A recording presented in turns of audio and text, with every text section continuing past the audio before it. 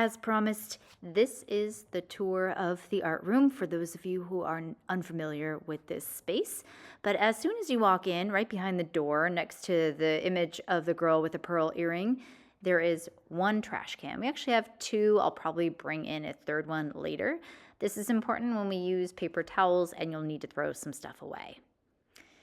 Next, coming through the classroom, we have a stand filled with aprons. Those aprons are to be used on a voluntary basis if you want to protect your clothing when we paint. Beyond that is where you store your cell phone. There's all those pockets. Again, make sure you look for your name tag on the pocket. Each name should be written on one of the pockets. If not, just inform me and I'll get you a pocket that is for yours during that class time. The table that's right there, that is going to be a charging station for cell phones. So while you may not be able to hold your cell phone, you can charge it. This is my TA's spot. So you see like a special chair and an easel for them to work. This is, of course, my desk. You're familiar with that. Behind my desk is lots of images. Those are references that students chose last year that were kind of influential artworks. Here is one of our many doors that we have in the classroom. There's 4 in total. That door needs to remain locked at all times. So you're not to enter or exit through that door or say hi. Keep that door closed. Same with the other door. The only door that you should go in and out of is the one that is painted dark blue. Notice there is another trash can over by the other door, the one with the Kehinde Wiley portrait, a full-bodied portrait of a woman. Over here we have the gray cabinets. That is where we store all our individual art materials. So you each have an art box, which I'll show you in a moment what that will look like. And it will be specific only to you and to your class period. So each period has its own cabinet. Please don't touch any other cabinet apart from your own class period. Here is where all of the material boxes will be kept. So this is what it looks like on the inside, and you'll be receiving one with your name on it soon.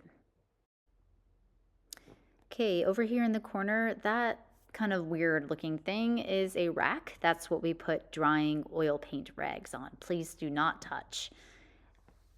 In this little alcove, that's going to be our painting area. So for anyone who is doing acrylic paint, so that'll be art 2, 3, and up, that's where you'll be getting your paint from. If you're art 1, you'll have a different area. Now here is where we keep the oil paint. Oil paint is only permissible to art 3 and up, and you have to ask to use it. You can't just assume. There's also a special paper towel roll that's specific to oil paint only.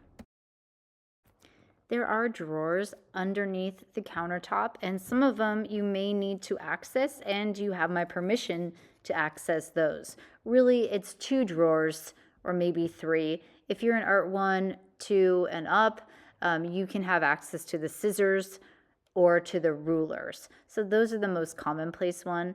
If you're art 3 and above, then you could have access to the glove drawer. Near the tabletop easels is where I keep my pencil sharpener. So you can go up at any time, except for when I'm giving instruction, to sharpen your pencil. So make sure that you time it right, and please empty the tray if it is full. One thing to note is that not every pencil should be sharpened in that pencil sharpener. So color pencils, charcoal pencils, pastel pencils do not belong there, only graphite. I'll admit these shelves do need to be organized, but that is where we keep paintings. And ideally you want to keep paintings somewhat separate so they're not rubbing against one another. So that is something, if you're in the upper levels, you will be storing your work there.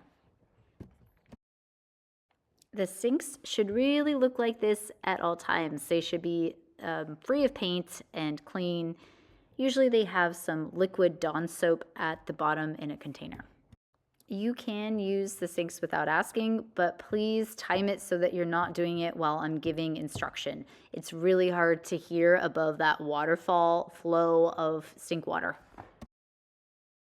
This back kind of full circle to the Chromebook in the corner, and that is where you will log in and out with 5-star.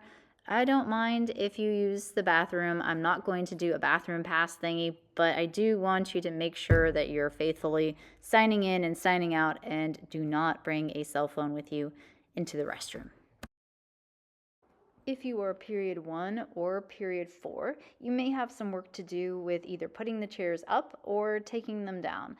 And I can always use help if there's a student absent and their stool is left up or down.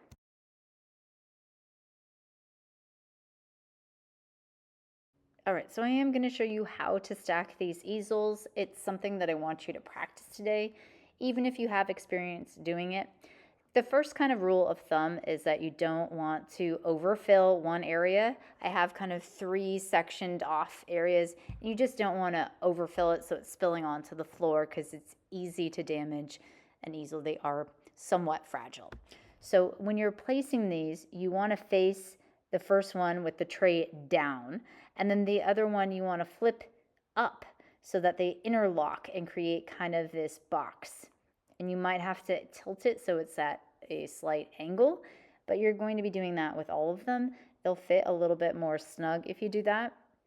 So bottom tray is on the ground, and then the next one, the bottom tray is on the top, and they kind of nest into place.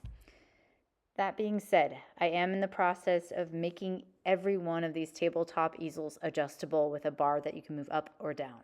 So once I get those put on, we might have to face them all out the same direction. But for now, I want you to get into that habit of putting them back.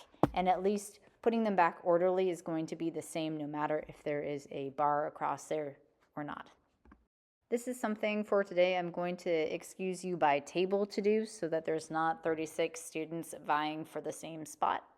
So I will excuse you per table number.